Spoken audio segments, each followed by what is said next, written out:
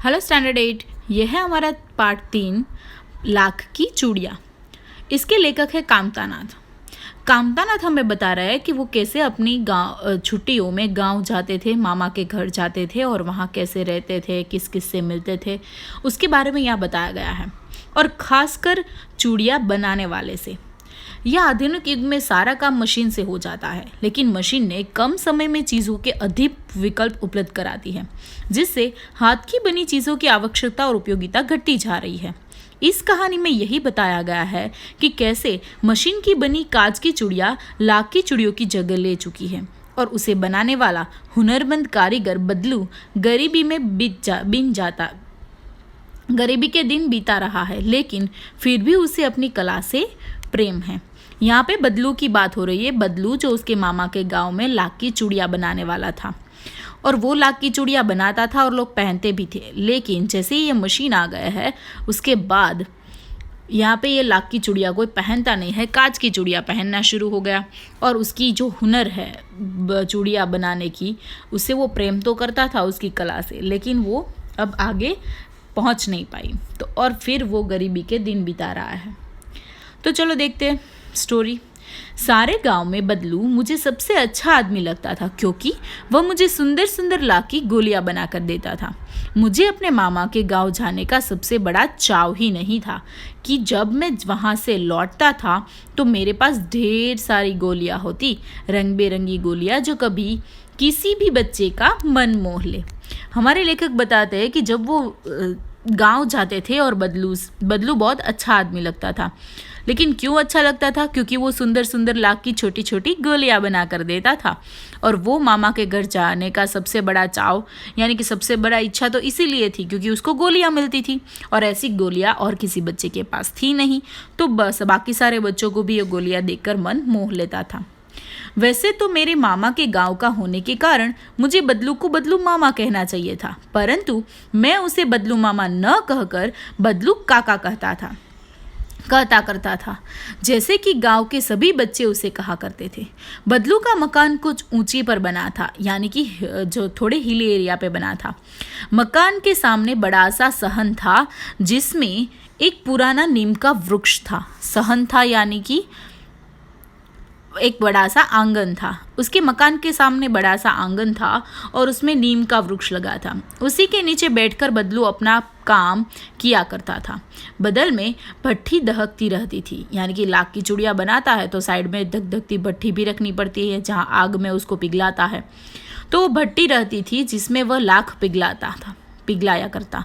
सामने एक लकड़ी और चौखट पड़ी रहती जिस पर लाख के मुलायम होने पर वह उसे सलाख के समान पतला करके चूड़ी का आकार देता था। और उसके सामने एक चौखट होती, चौखट यानी कि एक सीधी सरफेस टेबल जैसा बना हुआ मालूम होता था, जिस पर वो जब लाख मुलायम हो जाता है पिघलने के बाद, फिर उसके ऊपर वो बेल के सलाख के ऊपर, सलाख यानी कि पीटने की एक ऐसी जगह, पीटने काम आने वाली वो जो लकड़ी वो धातु की जो सलाई होती थी पिघल जाती थी, उसके बाद उसको ढाल के उसको थोड़ा सा पीट के रगड़ के एकदम मुलायम बनाना पड़ता था।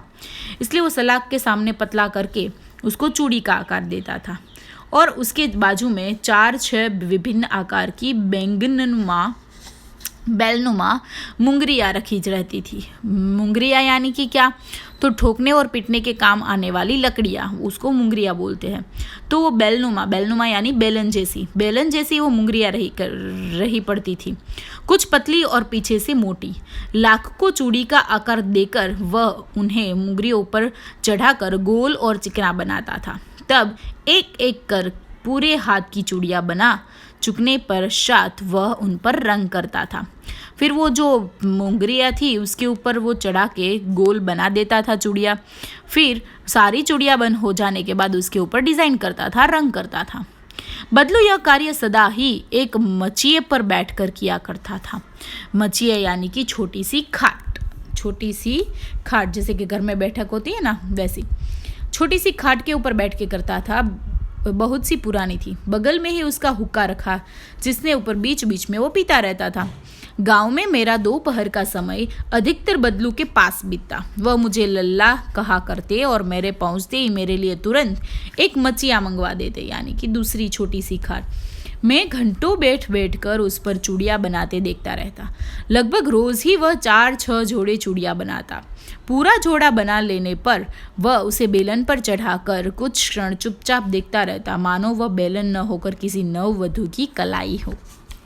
वो जोड़ी बन जाने के बाद वो बेलन के ऊपर चढ़ाता था और उसको देखता रहता था कि कैसी बनी है। बदलू मनिहार था। बदलू कैसा था? मनिहार था, यानी कि वो व्यक्ति को चूड़ियाँ बनाता था। चूड़ियाँ बनाने वाले व्यक्ति को क्या बोलते हैं? मनिहार। तो बदलू मनिहार था, यानी कि चूड़ियाँ बनाने वाला। चूड़ियाँ बनाना उसका पैतृक पेशा था। पैतृक पेशा यानी कि पुश्तैनी, यानी कि पिताओं से मिली हुई विरासत थी। वो उसके बाप दादा भी सब कुछ ये चूड़ियाँ बनाने का ही पेशा रखते थे। वास्तव में वह बहुत ही सुंदर चूड़ियाँ बनाता था। उसकी बनाई हुई चूड़ियों की खपत भी बहुत थी। खपत यानी कि टिकाऊ थी, इसलिए सेलिंग भी ज़्यादा होती थी। खपत यानी कि सेल, बिकना। तो उसकी बनाई हुई चूड़ियाँ बिकती भी बहुत थी। उस गांव में तो सभी स्त्रियाँ उसकी बनाई हुई चूड़ियाँ ही पहनती थी। आसपास के गांव के लोग भी उसे चूड़ियाँ ले जाते थे, परंतु वह किसी भी चूड़ियों को पैसे से बेचता न था। किसी भी चूड़ियों को पैसे से न बेचता था। उसका अभी तक वस्तु नियमन का ही तरीका था। वस्तु नियमन यानी कि बार्टर सिस्टम, एक दूसरी चीज़ दे जाओ और ये चीज़ ले जाओ। अनाज के बदले उसे चूड़ियाँ ले जाते थे। बदलू वास्तव में बहुत सीधा था। मैंने कभी उसे किसी से झगड़ता ही नहीं देखा। हाँ, शादी विवाह के अवसरों पर वो अवश्य जिद पकड़ लेता था। जीवन भर चाहे कोई उससे मुफ्त चूड़ियाँ ले जाए, परंतु विवाह के अवसर पर वह सारी कसर निकाल लेता था। अगर पूरे साल कितनी भी बार चूड़ियाँ वो मुफ्त में ले जाए तो चलता था, लेकिन अगर कोई शादी ब्याह में चूड़ियाँ लेने आए तो कोई कसर छोड़ता नहीं था। आखिर सुहाग के जोड़े का महत्व ही और होता था। मुझे याद है मेरे मामा के यहाँ किसी लड़की का विवाह पर जरा सी भी किसी भी बात पर बिगड़ गया था और फिर उसको मनाने के लोहे लग गए थे, यानी कि बहुत कठिन हुआ था। विवाह में उसी जोड़े का मूल्य इतना बढ़ जाता था कि उसके लिए घरवाली को सारे वस्त्र, उसकी घरवाली यानी कि हमारे बदलू की घरवाली को वस्त्र मिलते, ढेर सारा अनाज मिलता और उसके लिए एक पगड़ी भी मिलती और रुपये जो मिलते सो अलग। इतना सारा वो सब कुछ विवाह के काम पर ले लेता था। यदि संसार में बदलू को किसी बात से चिढ़ थी तो वह थी कांच की चूड़ियों से। यदि किसी भी स्त्री के हाथ में उसे कांच की चूड़ियाँ दिख जाती तो वो अंदर ही अंदर कूदता रहता और कभी तो 2-4 बातें भी सुना देता। उसको कांच की चूड़ियों से बहुत चिढ़ थी, उसको पसंद नहीं थी। क्यों? क्योंकि कांच की चूड़ियों अगर उसने पहनी हो, कांच की चूड़िया ने उस लाख की चूड़िया की जगह हटा दी थी। मुझसे तो वह घंटों बातें किया करता। कभी मेरी पढ़ाई के बारे में पूछता, कभी मेरे घर के बारे में और कभी शहर के जीवन के बारे में।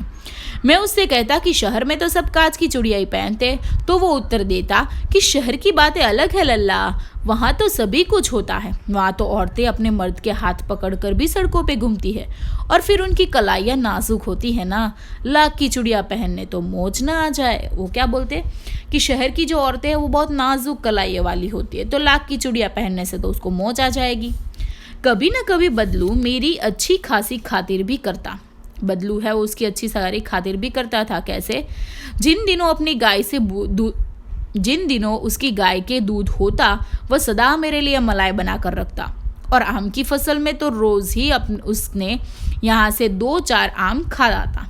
परंतु इन सब बातों के अतिरिक्त जिस कारण वह मुझे अच्छा लगता था वह था कि लगभग रोज ही वह मेरे लिए 1-2 गोलियां बना देता। मैं बहुधा हर गर्मी की छुट्टी में अपने मामा के यहाँ चला जाता। बहुधा यानी कि अक्सर वो हर बार छुट्टियों में मामा के घर चला जाता था। 1-आधे महीने वहाँ रख कर स्कूल खुलने तक वापस आता था। परंतु जो 2-3 बार ही मैं अपने मामा के यहाँ गया होगा तभी मेरे पिता की एक दूर के शहर में बदली हो गई और एक लंबी अवधि तक मैं मामा के घर न जा सका। लगभग 8-10 वर्षों के बाद जब मैं वहाँ गया तो इतना बड़ा हो चुका था कि लाख की गोलियों की मेरी रुचि न रही थी। अतः गांव में होते हुए भी कहीं दिनों तक मुझे बदलू का ध्यान भी न आया। उस बीच मैंने देखा कि गांव में लगभग स्त्रियां कांच की चूड़ियां पहन रहे हैं। विरले यानी कि किसी किसी के हाथों में मैंने लाख की चूड़ियां देखी। तब एक दिन सहसा मुझे बदलू का ध्यान हो आया। बात यह हुई कि बरसात में मेरे मामा की छोटी लड़की आंगन में फिसलकर गिर पड़ी और उसके हाथ की कांच की चूड़ी टूटकर उसकी कलाई में घुस गई और उससे खून बहने लगा। मेरे मामा उस समय घर पर न थे, मुझे ही उसकी मरहम पट्टी करनी पड़ी। तभी सहसा मुझे बदलू का ध्यान हो आया और मैंने सोचा कि उससे मिलाओ। अतः शाम को मैं घूमते घूमते उसके घर चला गया। बदलू वही चबूतरे पर नीम के नीचे एक खाट पर लेटा हुआ था। मैंने जाकर कहा, नमस्ते बदलू काका। नमस्ते भैया। उसने मेरी नमस्ते का उत्तर दिया और उठकर खाट पर बैठ गया, परंतु उसने मुझे पहचाना नहीं और देर तक मेरी ओर निहारता रहा। मैं हूँ जनार्दन काका, आपके पास से जो गोलियां बनवा कर ले जाता था। मैंने अपना परिचय दिया। बदलू फिर भी चुप रहा, मानो वह अपने स्मृति पटल पर अतीत के चित्र उतार रहा हो। और फिर वह एकदम से बोल पड़ा, आओ आओ लल्ला, बैठो। तुम कितने दिन बाद गांव आए? हाँ, इधर आना ही नहीं हो सका काका। मैंने उसको उत्तर दिया कि इधर आना ही नहीं हुआ, तो फिर मैं कैसे आता। कुछ देर फिर शांति रही और मैंने इधर उधर दृष्टि दौड़ाई। न तो मुझे उसकी मचिया ही नजर आई, न ही भट्ठी। आजकल काम नहीं करते काका? मैंने पूछा। नहीं लल्ला, काम तो कई साल से बंद है। मेरी बनाई हुई चूड़िया कोई पूछे तब तो। गांव गांव के काज का प्रचार हो गया है। वह कुछ देर चुप रहा, फिर बोला, मशीनी युग है ना लल्ला, आजकल सब काम मशीन से हो जाता है। खेत भी मशीन से जोते जाते हैं। फिर जो सुंदरता कांच की चूड़ियों में होती है, लाख में कहाँ संभव है। लेकिन कांच बड़ा खतरनाक होता है, बड़ी जल्दी टूट जाता है। मैंने कहा, नाजुक तो फिर होता ही है लल्ला। कहते कहते उसे खांसी आ गई और देर तक वो खांसता रहा। मुझे लगा उसे दमा है। अवस्था के साथ साथ उसका शरीर ढल चुका है। दमा यानी कि सांस की बीमारी है, अस्थमा है, ऐसा उसको लगा। और यही जो अवस्था है, उसकी उम्र के साथ साथ उसका शरीर भी ढल चुका था। उसके हाथों पर और माथे पर नस उभर आई थी। जाने कैसे उसके मेरी शंका भांप ली और बोला, दमा नहीं है मुझे, फसली खांसी है। उसको पता चल गया, उसको ऐसा लगा कि काश इस बच्चे को ऐसा लगा होगा कि मुझे दम की बीमारी है, तो उसने सामने से ही बोल दिया कि ना, मुझे दम की बीमारी नहीं है, मुझे फसली खांसी है, यानी कि ये रजकण उड़ने के कारण जो एलर्जिक वाली खांसी होती है वो। यही कोई 1-2 महीने से आ रही है, 10-15 दिन में ठीक हो जाएगी। मैं चुप रहा। मुझे लगा उसने अंदर कोई बहुत बड़ी व्यथा छिपी है।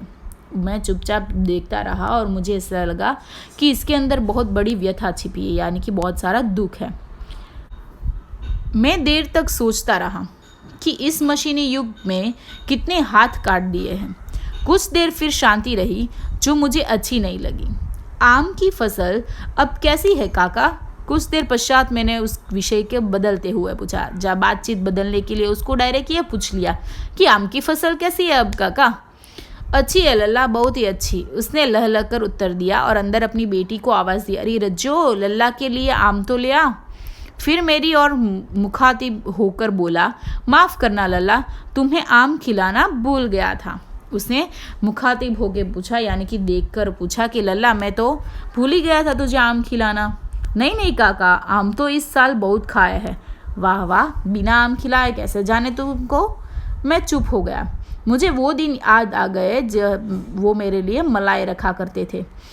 गाय तो अच्छी है ना काका? मैंने पूछा। गाय तो अच्छी है ना?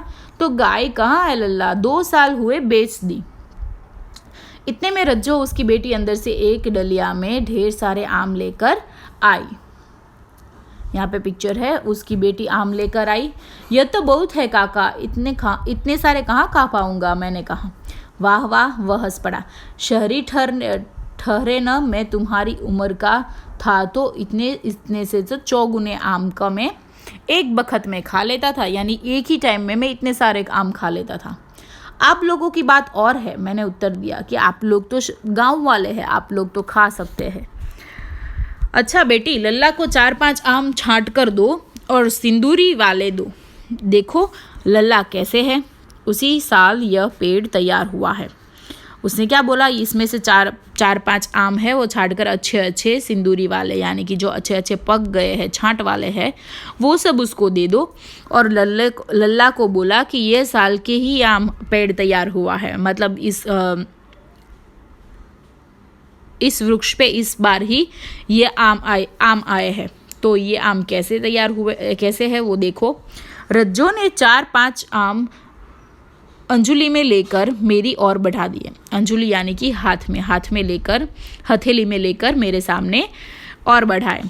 आम लेने के लिए मैंने हाथ बढ़ाया तो मेरी निगाह एक क्षण के लिए उसके हाथों पर ठिठक गई।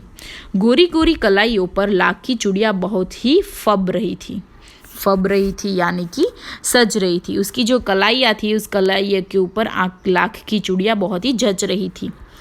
बदलू ने मेरी दृष्टि देख ली और बोल पड़ा, यही आखिरी जोड़ा बनाया था जमींदार साहब की बेटी के विवाह पर। बस आने पैसे मुझको दे रहे थे, मैंने जोड़ा नहीं दिया, कहा शहर से ले आओ। उसने क्या बोला, ये शहर के ज़मींदार है, उसकी बेटी की विवाह पे बनाए थे, लेकिन उसने मुझे सिर्फ 10 आने ही ऑफ़र किया, 10 आने में ही ये चूड़ियाँ लूँगा। तो मैंने बोला आप शहर से ले आओ, मैं नहीं दूँगा। मैंने आम के लिए और खाकर थोड़ी देर पश्चात चला आया।